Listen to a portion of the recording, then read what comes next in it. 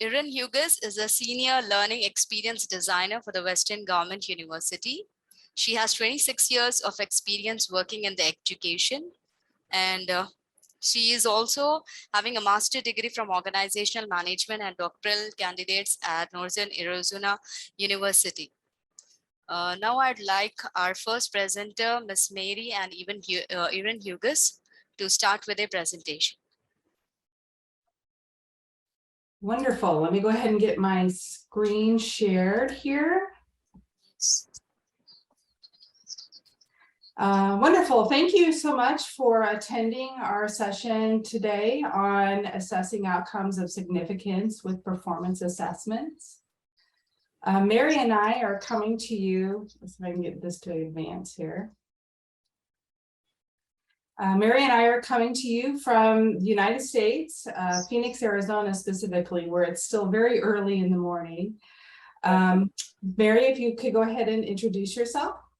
Sure, I'm Mary Katchov. Welcome. Thank you for joining us today. I'm a senior assessment developer at Western Governors University, and I work with our internal faculty and external industry experts on developing assessments for our courses, which are competency-based. And I am Erin Hughes. I am a senior learning experience designer also at Western Governors University. I also work with faculty and industry subject matter experts in the design of the course experiences. And Mary and I have been working together since 2014. We worked together at another large online university. And together we develop essential outcomes to establish conditions for students to be able to achieve and demonstrate them. So for those who aren't familiar with Western Governors University, WGU is the largest online university in the United States, serving primarily working adult students. Colleges include business, health, education, and information technology. And all courses and programs are developed using outcomes-based and competency-based education principles. And our mission is to change the lives for the better by creating opportunities for our learners. So today we'll talk about we'll be describing the development of performance assessments with culminating outcomes of significance, and also explain the role that OBE designed assessments have beyond the course experience. And so I'll hand it over to Mary, who will walk us through an example. Yes, today when we want to talk about authentic assessment, we really wanted to focus on OBE's power principle number 1 from Spady, from his book, Outcome-Based Education, because this is really central to developing authentic assessments, is that the clarity of focus on this culminating exit outcomes of significance. What's really important about this is that Spady distinguishes the different outcomes. Yes, we want to design our courses and assessments around learning outcomes, but we also want to make sure that there are outcomes of significance, meaning that when the student leaves school, they're going to use that learning for an authentic a purpose that will serve them in their life outside of school. And so it really when we focus on this power principle number 1, we are really having to explain why do students have to learn what we want them to learn, and focusing on that outcome of significance helps us to develop an authentic assessment. And so the example I want to share with you is we needed to build a course. I was working with a whole team of people who aren't on this call today, but we needed to build a course for a teacher preparation program for our students in the state of Washington. There's a law in the state of Washington that requires teacher preparation programs to integrate, to have a history course in their program for the Pacific Northwest or for the state of Washington that integrates Native American curriculum that is approved by the Office of the Superintendent of Public Instruction. And so we were building this Pacific Northwest history course. And the curriculum that needs to be implemented is endorsed by all 29 federally recognized tribes.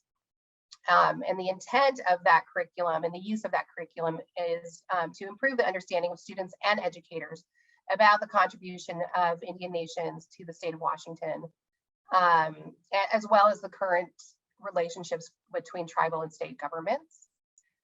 And really the intent too is for the educators to know who's in their classrooms to be able to better serve those communities, those community of students and their families. So when we were trying to figure out how are we going to assess learning in this course, we faced some challenges because often when you think about how learning or history is assessed, sometimes it might be a multiple choice test where students are expected to recall facts that we want them to know. We want them to know certain dates or historical events or important figures in history. We might ask them to write a paper about cause and effect, what caused a certain event in history, what was the effect of a certain event in history. But the challenge we face on this course is, as you saw, there were 29 federally recognized tribes from that area that all have their own histories, their own culture, and how do we pick which facts we want the students to know, what was most important. It was a problem, and we wanted the assessment to be authentic. So we decided to do a performance assessment, and we had to go back to the wording of the law. Why is it that we want this course in the first place? What is it that the students are supposed to take with them once they're finished, beyond just learning about history?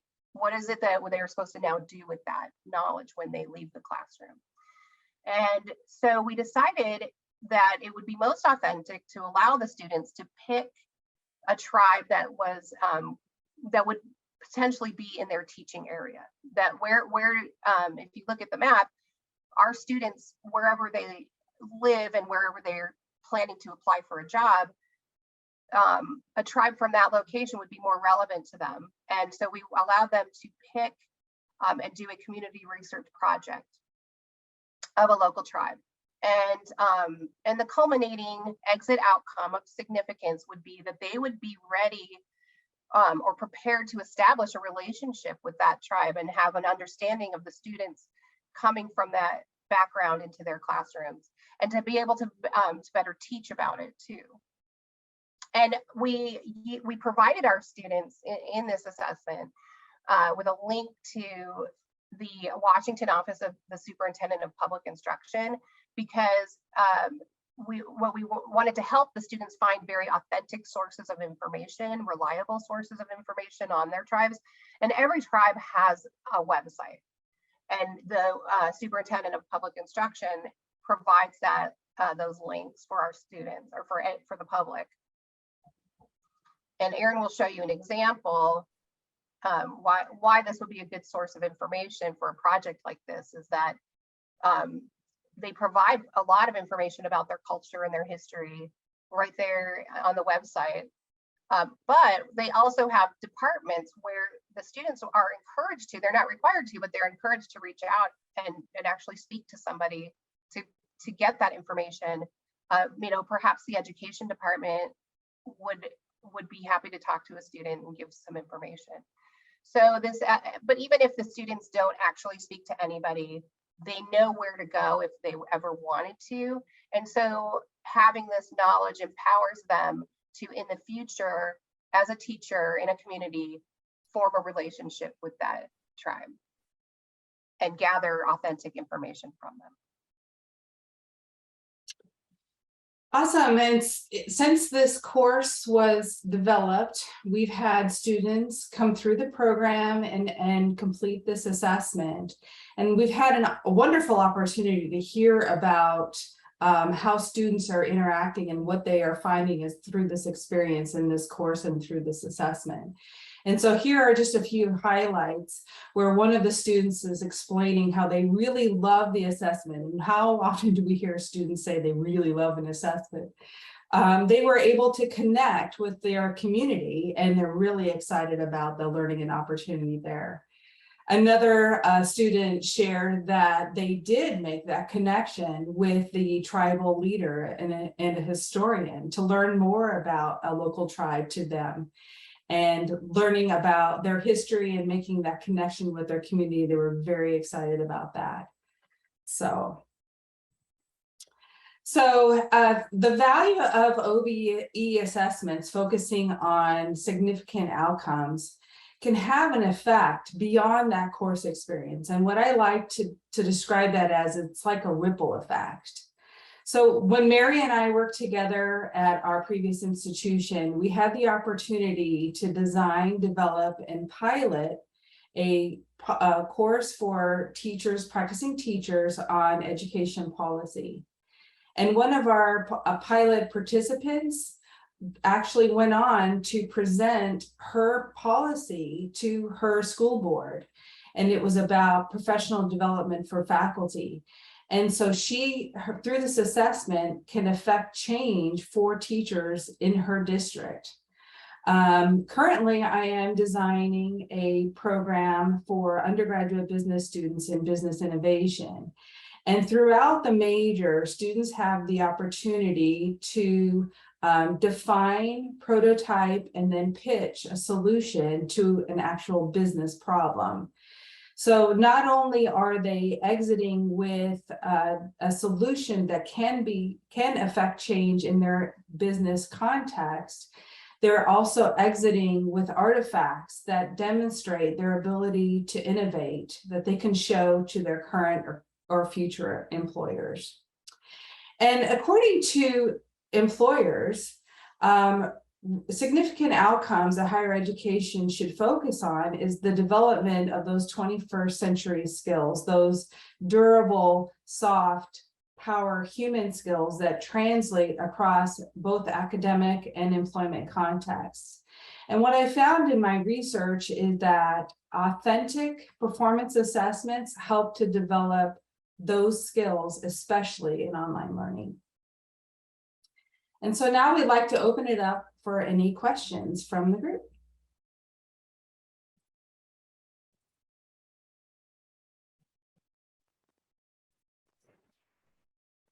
We have any questions? No, ma'am, there are no questions yet. You Yeah. can continue. From speakers, do anyone want to ask something? I request speakers if they want to.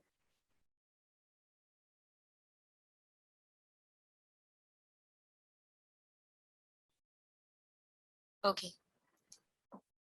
So I do have Miss- a references slide just for references if anyone wants to follow up on any of the research that we included in this presentation. So I thank Ms. Mary and Jeroen Hughes for the wonderful presentation and the research which they have done. It's actually very informative for the research and all. And now I next call upon Mr. Randy. Mr. Randy. Mr. Randy is actually. Yes, ma'am. Yes, ma'am. I'm just giving a bio of you just for a minute. Mr. Randy is actually the head teacher of SJNH Philippines. He has done his master's in education with the specialization of general science from Philippine Normal University. And he's currently working as head teacher too at San Gio National High School, Philippines.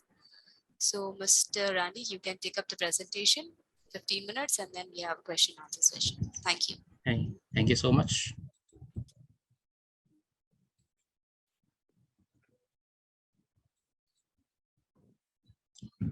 Is my presentation already projected in your screen right now? Yes, Hello, sir. sir. Sorry to interrupt. The Yes, screen sir. should be full, sir. Full screen it should be. So Yes, sir. I request you Yes, to ma'am. go into the slideshow and then start from the beginning. Yeah. How's that one? Yeah, yes, that's correct. Thank you so much. Okay, thank you so much. So it's a great opportunity for me to share to you our project, which is basically focused on the digitizing rural schools innovatively using offline version of e-learning management system. So I am the school head of San Jose National High School. Just to give you a short background, I am a public secondary school head in the Department of Education, which is basically located in Caraga region, Bislig City in particular. So I am also the team leader of our school continuous improvement project, which is the project drives. So as mentioned earlier, I graduated from the Bachelor of Secondary Education major in General Science at the Philippine Normal University. Took up also my master's on the General Science at the same university. And recently I am enrolled in a master's in Educational Leadership and Management in the same university.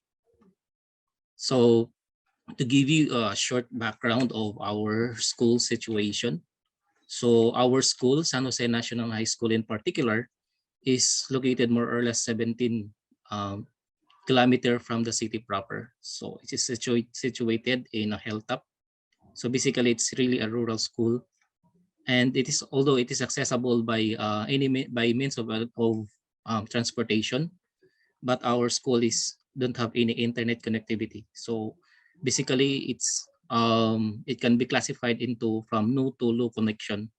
So with that particular situation, so we recognize that we need to shift from traditional to digital learning delivery brought about by the COVID-19. So San Jose National High School, which is situated in a rural community, initially um, implemented a digital modular distance learning and a printed modular distance learning, which is by providing a digital device out from the school and other local resources.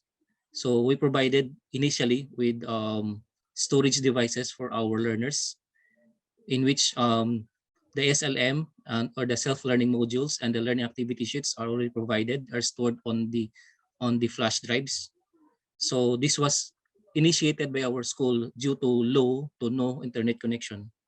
And to emerge differently from the usual process, the school initiated a continuous improvement project known as the Project Drives, which is an offline learning management system, which is a complete metamorphosis from its predecessor process of digital learning. So anchored to one of our key areas in the key areas in the future of the Philippine education, which is exploring technologies for the remote learning. The school, we set up a community-based LAN server and the wireless connectivity for our offline access of the learning management system. This OLMS or offline learning management system using learners account where they can freely access the content, interact with the teacher, and submit the learning output, provided feedback, and to access the learning outcomes. So basically, our continuous improvement project is anchored to a CI methodology, which is based on the DepEd in partnership with the BEST or the Basic Education Sector Transformation of the USA of the Australian Aid, a CI methodology. We basically uses 3 steps: assess, analyze, and act. And each of these particular framework or methodology have composed of 10 steps. So the CI methodology is anchored to the total quality management as a framework to quality education, and a systems thinking, which of course focus on the importance of relationship of interconnection of the different process which the schools have. So to give you an overview of how we conducted, these are the anchor to the process. We started with the assess, and then we conducted analysis, and then we act based on the implementation that we have. So to give you more highlights of the presentation, allow me to share to you this particular video.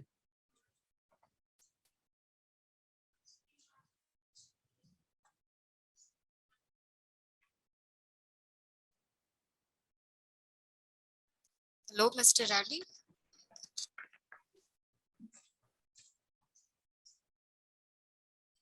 Hello.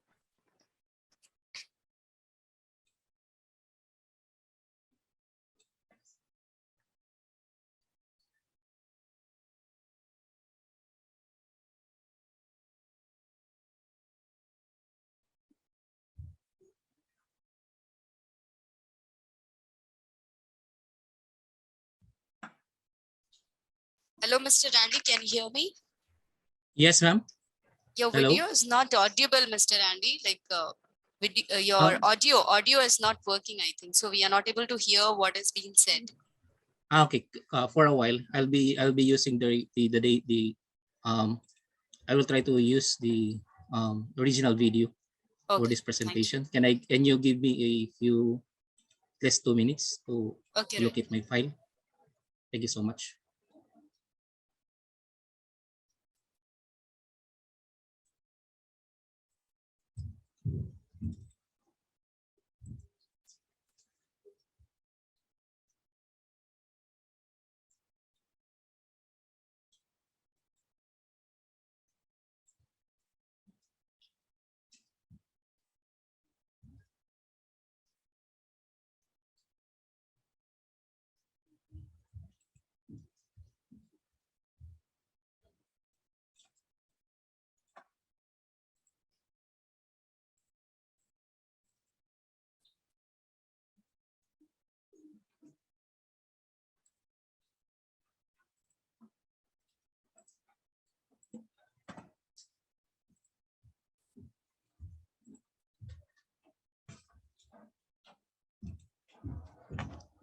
So my apology. So again, let me share to you my screen. Is the video now presented? Hello, ma'am. Yes, sir. You can start. Okay, I will now play the video. So again, my apologies. So allow me to present to you the video of our um, school project, the Project Tribes.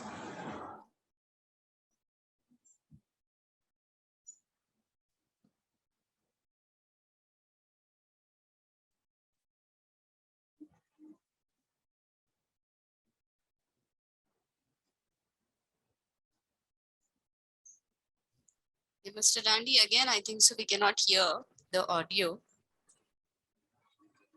We can continue with it because actually we are running out of time. 15 minutes is actually the limit. So I think so. If you can play without voice also, I mean without audio also, I think so it won't be a problem because you're playing it twice and still the audio is not, like we cannot hear the audio. Hello, ma'am. Can you hear the audio? No, we cannot hear the audio.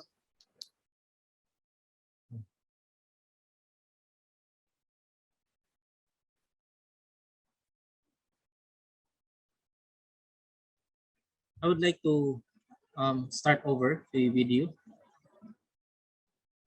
Please give me a feedback if it's audible already. How about that, ma'am? Yes, yes. Now it's audible, sir. You can. Is it already audible? Yes, yes. It's audible, sir. Audible. Right.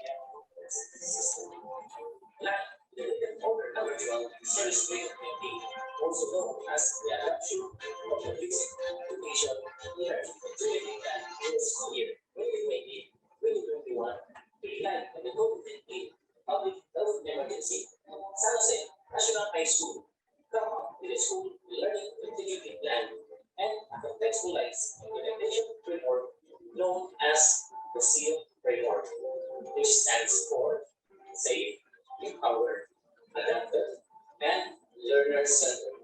Adaptive selection is one of our main principles implementation of our school learn continuity plan. It's not easy to adapt and integrate with different situations depending upon the demands, capacity, and available resources. The demand of the rapidly changing classrooms and remote learning system is to change the conventional, traditional teaching and learning methods. To come up with teaching learning approaches based on digital tools and technologies. We got San Jose National High School come up with a continuous improvement project and explore alternative mechanisms and technologies for remote learning and develop community-based local server where learners can freely access online digital learning resources via learning management system. Great things in project drives are never done by one person. They are done by a team of The team I am denoted to starts with servant lead, team leader, that leads, monitors, supervises the team members to achieve the goals that contribute to the growth of Project Drives, which is assisted by our assistant team leader, Ms. Jen Mary C. Atendido, Special Science Teacher 1. Ms. Mark P. Salinas, Teacher 2 as a documenter. Overseeing the switch from paper to electronic keeping is a vital role of Mrs. Ria Joy R. Contigo, Teacher 1 as the records keeper. Lastly, Mrs. Ardeline L. Godolgiver, Teacher 2, and Ms. Nekajin A. Pamapalan, Special Science Teacher 1, starts the provision of technical support to our team in terms of database administration and the familiarity of IT processes. We are the IT specialists. That completes the Project Drives tandem.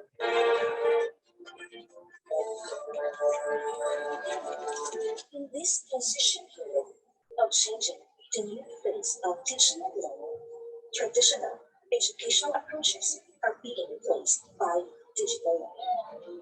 With classrooms rapidly changing and remote learning was cleared because of the pandemic. It is now preferable to set about conventional, traditional teaching and learning methods and think of merging teaching and learning approaches based on digital learning tools and technology. This prompted the school community, led by school heads, supervising faculty, and the stakeholders to establish a method allowing students to borrow the school's available digital learning device and supply storage, resulting in the successful pioneering of a digital version of modular distance learning. During the conduct of the remote enrollment using the learner survey and enrollment form, modular distance learning modality was favored by 321 students, or 95%. 257 of them choose printed modules, while 60 students, or 20%, chooses digital modules. Anchored in the school learning continuity plan and contextualized implementation framework, San Jose National High School took the initial steps to migrate 58 junior high school and senior high school students to digital learners using digital gadgets, where 45 of them borrowed the school tablet PCs through a memorandum of understanding. To be able to access the digital learning resources, the school provided storage devices to our recipient learners. However, the process of using these storage devices encountered some problems, wherein 64% of the users find it difficult to access.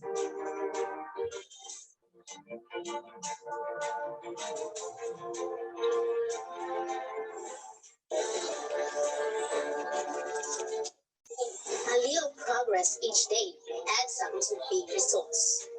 Upon setting up and building the programming aspect of offline learning management system, San Jose National High School Project Drive team capacitated the teachers with necessary skills on system management, such as on how to access the system, creating an account, uploading digital resources to the system, and communicating to the learners through a school access session last December 2020. To take another step, last January 8 to 15, 2021, PC tablet recipients, through parents and other stakeholders, agreed by signing the Memorandum of Understanding to be committed and support the project. And last January 20 to 21, 2021, the installation of LAN network via point-to-point accessibility happened, with the construction of tower antenna and community Wi-Fi hotspot completes the community-based local server for learners to freely access digital content. Incredible things happen when one helps one another to achieve certain goals. We will find ourselves working faster and innovating better. Thus, on January 22, 2021, community and stakeholders worked together to support the project. And the initial digital learning implementation via Project Tribe happens with the presence of Schools Division Superintendent Sue, Division LR team, and Public Schools District Supervisor Tulang. To reach perfection, Project Drive implementation system is enhanced to improve its service it could provide to the community. And in making the project viable, on March 2021, pilot testing and simulation was conducted as a joint project of the school and the stakeholders within the community. Implementing project drives can be likened to building a house. First, you have an inspiration.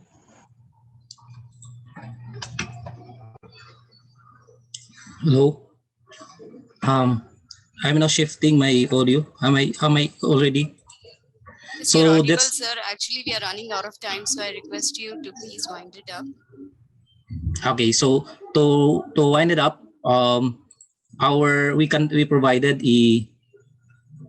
we provided uh, a manual, no, a manual for operation. So we have the so-called the manual of operation. Okay, allow me again to share to you my screen.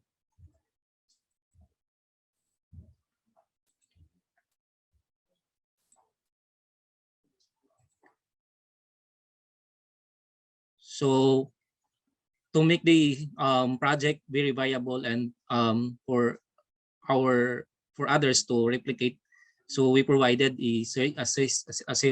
what we call that manual of operation. Within the manual of operation, students could be guided on how to manipulate the system in offline, and of course guide for all the teachers where they could be able to provide feedback, at the same time access all the submitted outputs of our learners. With this, all the assessments can be gathered easily, and including the submission of our students. So that's all for my presentation, and thank you so much. Thank you, Mr. Varney. You have done a wonderful job. Congratulations to you and your team. And next we have Dr. Jocelyn Dimala. Is she available? Ms. Jocelyn Dimala? Yeah. Welcome you, ma'am.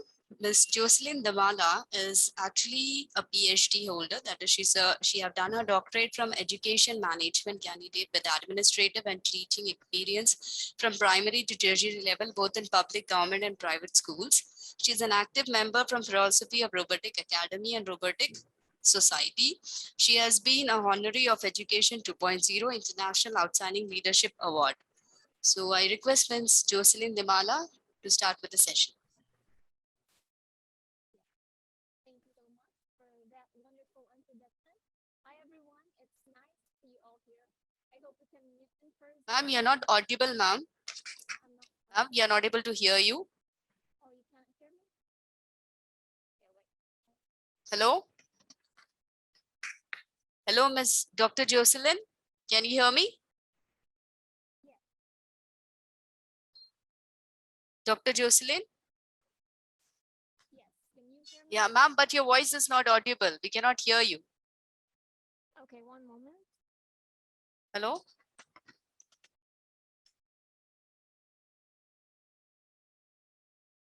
Can you hear me?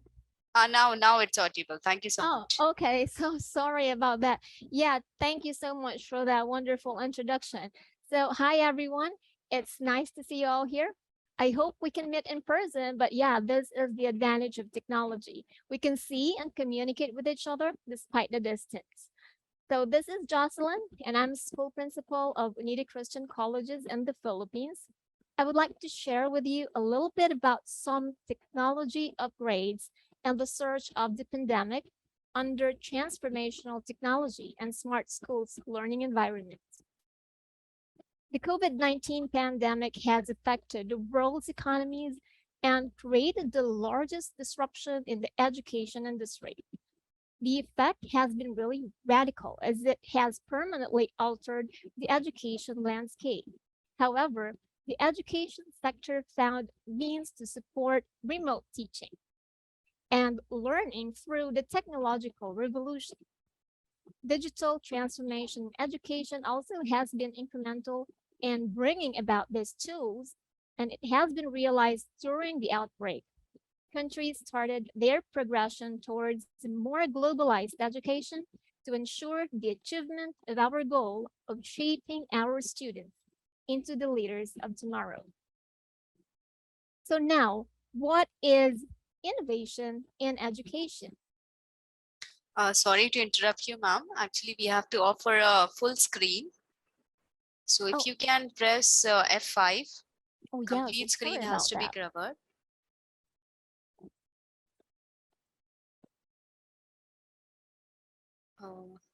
It's PPT, right? I think so. If you can click upon F5, it will help you in providing a full screen.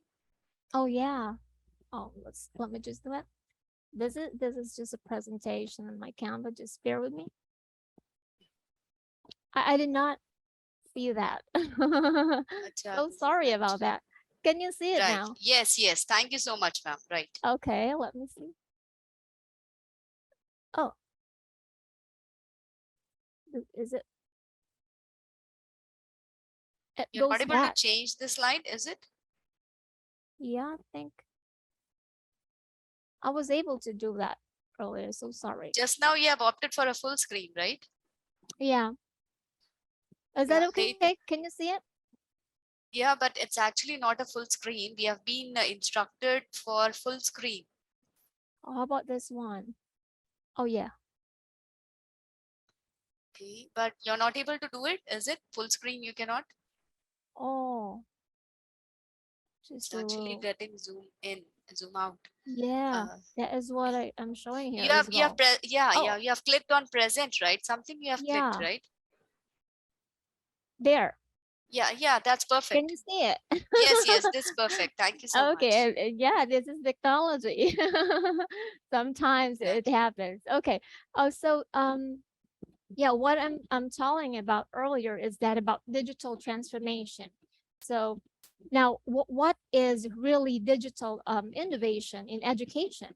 Innovation in education means like, solving the real problem in a new simple way to promote equitable learning. And how do educational innovators do that? We already have to really work on to continue with their mission and ensure everyone's right to quality education. So organizations collaborate with partners to discover, develop, and integrate promising innovations that provide every classroom with endless possibilities.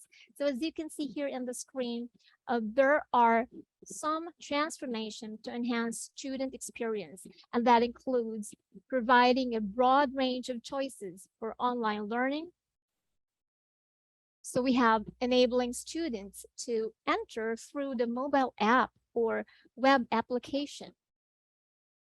Next is we have using technology to track the progress of students and enforce intervention protocols, and enabling online classes like organization faculties to see how important it is in classrooms and entire institution. So now we also have the key areas in educational transformation. You can see how schools are now being transformed by technology. So from the use of different teaching techniques and technologies, of course, a lot of different styles and pedagogies, contactless attendance. We have here the registration and admission technologies as well, social distance control system, improve learning management systems or LMS, including assessment procedures, a lot of integration that we can also use, automation, and a lot more. So I just want to share with you a project in the Philippines, and this is called School in a Bag. Okay, so as you can see, this is something that is considered an innovative project of our community or our country. So they help education through technology.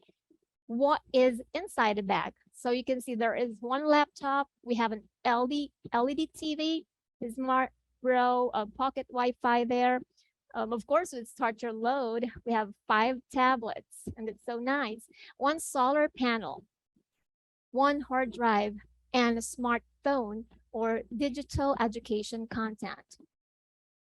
So a school in a bag is actually a portable digital classroom designed to facilitate learning and basic education in remote areas without electricity.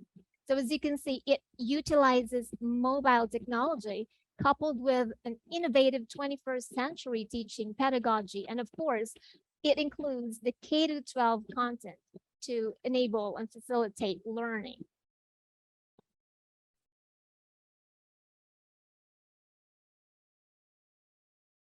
So not only that, we have a lot of projects and collaborations here in the Philippines. Like, for example, in our school, we have communicated and, collaborated with our international friends, like in the UK, to really have sustainability programs in our school for our students, not only for the students, but as well as our teachers. Okay, so it's really about innovation for education right now. Technology operates in the search of the pandemic, and now we see that the future is brighter. Okay, I think that's it. Let us empower ourselves with a weapon of innovation and technology so we can shield ourselves and our youths with readiness and capability. Thank you so much. First of all, it's a great pleasure to be transmitting this presentation for so many countries throughout the world. So I have the pleasure to present my school. I have been working in the state for so many years, and then being invited for this event is such a great privilege. Thank you so much for the organization to be invited. So I have just to present myself. I am a professor. I have been studying throughout the world and in my own country. So my professional education background as a professor in public and private schools and universities has been taking places for more than 20 years. I'm a bachelor in law and business science as well as natural science. I got 2 specialization courses in genetics, higher education, and English language. So I got my master's degree. I had so many specific studies as in University of São Paulo, speech in diasporas, and discourses too, or the movement of psychoanalysis, as well as in the CSUDH, the United States, California State University, in the humanities, right, as a special student. After all, I started being involved with persecuting, aim to get my doctoral program after getting my master's degree in the university here in Curitiba, the Catholic University, in the area of urban planning, governance, and social needs. Right, though being accepted for everything, so I got this degree, and I've kept myself on to the doctoral program in the University of Buenos Aires, where I got the credits for this, and I'm expecting to defend my thesis very soon. It's in the aim of emancipatory movements, and I have been studying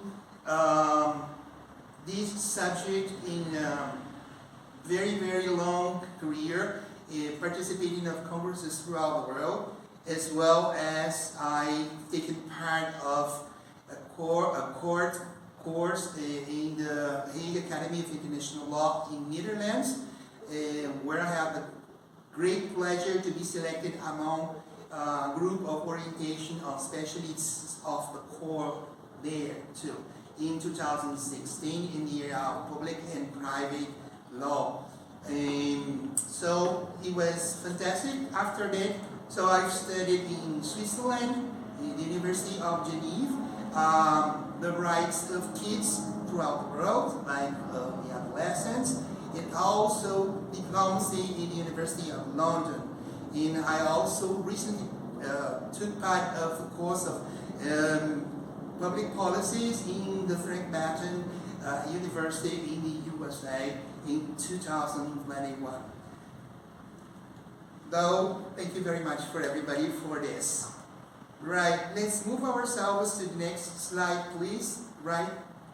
So, I want to introduce the subject by saying that for different reasons, school exclusion can occur for different perspectives of analysis, like the necessity to clarify the education institutions, and regardless of whether they are public or private, in the Brazilian and transnational historical profile, by the influence exerted by systems considered benchmarks in the urban context of Curitiba, south of Brazil, because we have the insertion of many immigrants like European background as well as Latin American immigrant movements. So where the broad community participation is very demanded, especially considering the proposals of public policies and monitoring social, legal, and institutional developments in the invoked process, mainly by the governance and environment policies in the attempt to reach better standards of smart schools as the subject of this presentation, and environment. So understanding the causes that generate learning deficits in the achievement of knowledge and competences becomes relevant to the extent that the exercise of tolerance becomes imminent in the increasingly complex society, lacking dialogue and articulation engaged with the educational process as a mechanism to repress social violence in all classes.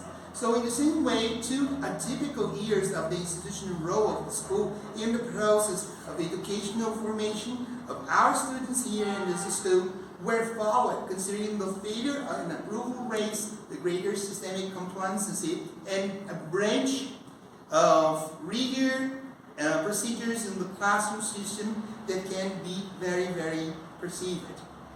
So the next stage, that is the year of 2021, with the return of the hybrid and face-to-face system in 2022. Right, so I want to say that in 2022, our director, Mrs. Juscelini Bach, was invited by the board of the government platform to be the interventor, right, for the management of this community here. And Luciana França da Rocha is the one who is working here with her, trying to control all the changes and necessary demands that we have been following with her. Right, so what we have to say is that we have 1,020 students applications in 50 groups in the school concerning 7 different areas like adolescence, high school, and professional education activities, mainly in the technical course of administrations in the morning, not in the afternoon and night. We do not have it. So we have a different perspective of generations of adolescents, which is the Z generation, which is a very peculiar form to see them. The ones who have busy schedules and solo dining is a study developed by Google Food, presented in our conversation. This Generation Z is very connected with high technology like cell phones, which has been a kind of problem to manage everything, like controlling the use of cell phones here in Curitiba or in national environments, because sometimes they are not very proper in the context of formal teaching, right? So some financial incomes too can also impose some difficulties in the acquisition of cell phones or connecting laptops, right? So what we have in terms of the populational data about Natalia Regional School here in Curitiba is the fundamental school of basic education like the high school, and we also manage the professional education with 236 students. Right, so in all, we do have 316 students of high school and 350 students of basic education. Right, so we have moved kind of research with our students, having seen that we were invited for this presentation, and the aim of it is to present the voice of all of them, including all the changes that have been moving here at the school. So some of the suggestions they had made is the end of remodeling process with the mainly infrastructure changes, because this school is 62 years old, so it has been such a long time that it is being here in the context of this neighborhood, which was considered marginalized in the context of urban planning. Then it was a region of very poor people in Curitiba. Then it's a kind of log. Then our director is just changing the reality so positively. So they want more quality in the meals, which is a little bit difficult because all the food supplies are coming from a kind of policy that is intermediated by the government, as well as better administrative support and laboratory spaces for STEAM activities, control system for permanence in the attendance of classes, which means the freedom for them to moving inside, like going to the toilet, or for example, talking with the direction during the periods of classes. So it is kind of wrong. So you have cards of identification, they move themselves from here and there, and so they are controlled by monitors. So some youngsters who wear weapons, orange weapons, and so they are guided by these volunteers during the day, which is also a project here. So we do have a better exam evaluation process, including more activities as a suggestion, as well as a closer direction and general coordination assistance, which is quite hard in terms of possibilities, because it's too much to control everything, like remodeling and such a legion of students, more than 1,000 students. So environmental positive atmosphere for learning process development is also being required here, right? So so we go ahead. Yeah, so here we can see the kitchen being all changed. And it's been such a long time that the students are requiring better installs for this. So the government of Paraná State is moving a kind of action, a positive action with budget support, money support for improvements in this school, which is one of the most traditional ones here in our town. Right, so here we have the weapons, the orange weapons that the youngsters, volunteers are wearing during the day in the counterpoint, so they do not do the two functions together. They do these like during in the counterpoint positions, as well as very high project control of absenteeism, which refers to the habitual no presence of an employee at the job. Here we are controlling the students. So extending the acceptation, the limits, like with the signs of red or yellow or green, which is like the limit 90% is a good average. So this is what the director is trying to incentivize students week by week, in order to increase the levels of presence at school, right? So this is very positive. So another point which is very interesting is the STEAM situation. So before speaking about this, we have to say that the policies concerning the nourishment or the meals of the students are also very important, and we are reaching levels of international expectations by considering the creativity of the cookers here in our school, as well as the sanitary measures, in order to have the students stronger for the activities during the day. And it is very necessary to make use of masks and alcohol every day. So we are just managing everything in order to provide them a good stuff. So STEAM is mainly concerned of science, technology, engineering, mathematics, and arts. So these 5 groups, this is an international aim throughout the world for smart schools. So we are very humble and very, very simple in the process, but we are moving the first steps in the school in order to provide the students these kind of expectations, which is very international. So we have some experiences in science area. We also have the professional education, moving them along the tracks of technology and engineering. We also have some exercises of math, because the only course we have is business administration. And we have the program Mais Aprendizagem, which is learning more, moved by the professor of arts and Portuguese. Wilza is the person who takes care of these interests, and she is a remarkable personality in our school, right? Because she's every time she's creating new facades and just moving the environment of the school with optimism and very better perspectives. So this is mainly what we have to look forward for the next millennium, like the STEAM education. STEAM education is the must for all the schools throughout the world, right?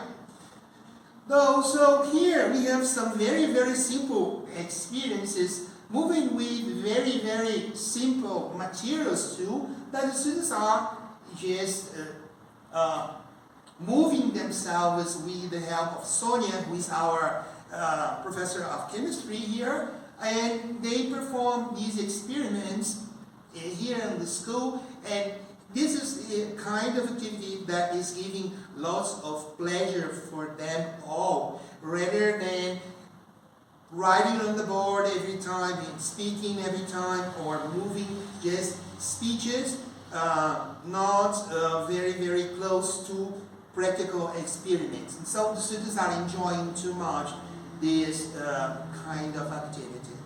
Right, so here are some of the experiments that the students are moving, and we can also see cell phones being used together, which is very important, right? And we also have a program to take the students out as soon as all the experiments, considering the measures of COVID control, could permit us to take a bus and move them to the museums, as we did with the professor of math, André, who is one of my co-worker. And then we move it here to see this great exhibition of arts, and it's also part of our school to move students to see outdoor activities, which is part of a better project, considering going out of the school and seeing more interesting things out, which is also being a kind of policy of many other countries throughout the world, as well as holistic activities in the control of trees and the nature, which is very, very smart. So, right, so we have the room, which is accomplished together with the library, where the professor Wilza develops all the activities concerning joining students for practices and enjoying the pleasure to read together, and storytellers and the like.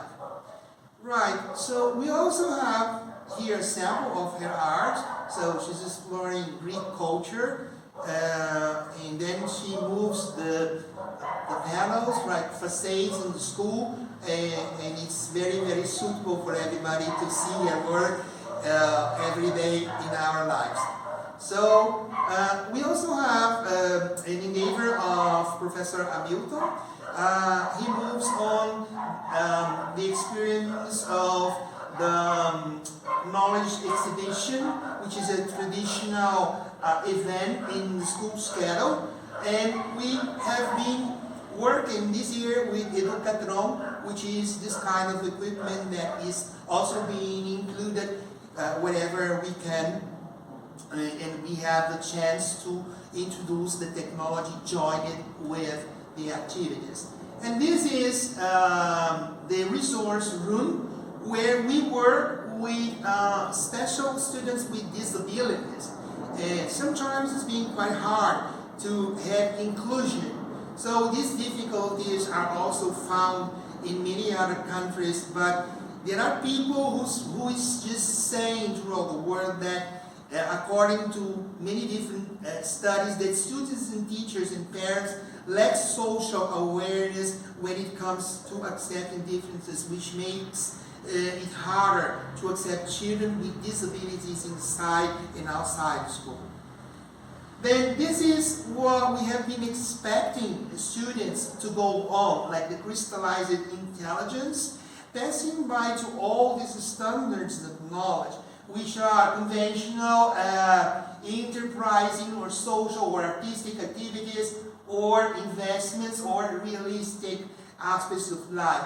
And then we have, along the track of our life, a better perspective to become an old citizen with a better education background. Here is another kind of activity we developed here in Natalia Reginato School, which is defining the place for social studies in STEAM education, which is developing projects where students can sell whatever they want, as well as we have a kind of synergical movement forming the symbol of business administration, just to concentrate the activity and move that to a free market. So here are the awards that students could get. They designed it by themselves, like the logo mark of the awards, and we enjoy it so much. A pig because it's a symbol of prosperity. That's why we have chosen this. Then here are some of the products and services they generated along the project. We moved up 70 different projects, and it was a very, very well accepted interference in the school management. And here we have what we have been facing nowadays is a kind of changing process which requires lots of attention, because this is like old status school, which is 62 years old, then a foreign element, then resistance for changes in the school, and then a transforming idea, which is the new school, with another look, with another atmosphere, which is the aim of our director, Professor Stileni. And then the integration of all the schools and the staff again for a new status of school. So she wants to make Natalia Reginato a standard school for all the community in Curitiba. Right, then here is what we do not expect our kids to go on. Like Teodoro Adorno, who is a very, very well-known author throughout the world, writing about the Nazism in Germany, right? And he advised us that perhaps the Holocaust should come for us again, right? And then we can say that the standards are the same, but the speech is like seeing these disgraceful situations, like what he's saying is one needs either a lot of strength or a lot of stupidity not to lose heart. Which is, seeing not ski here, and families. We don't expect this. No violence. Right? So, we want students to believe that they are gardens full of butterflies. And as much flowers the gardens have, as much color they will have. So we move it to contain no violence in schools. And if you want butterflies, please do not kill the flowers. And to finish my comments and my participation in this great moment, to be speaking for 100 countries, so I have to recommend my articles. So I have been developing many studies and throughout the world. I have recently been in India, New Delhi, where I got an award for the Indian Society, and my name is being considering like very positive in the activities for the rights of kids and good education throughout the world. So to end the presentation, I just want to present my references, and I am just providing my institutional email address for you. I am a student of Universidad de Buenos Aires, and I am on the aim to get my PhD degree, which I hope I can have very soon in order to finish my career as a student. Thank you very much for your attention, and believe if education matters, education is the way to change the world.